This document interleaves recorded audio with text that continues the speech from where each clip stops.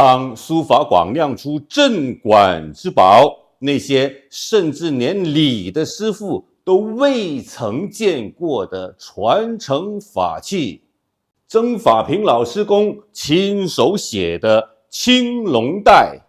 哎呦哎呦，哇，师傅，哎呦，这一条由曾法平老师公亲手写的青龙带，哎呀，我就2009年过教，数一数年头，真的是已经17年了。之前真的闻所未闻，要由您这些40几年功力的老师傅跟大家讲一讲来历，让我们祖国内地的所有神功弟子也長長見識。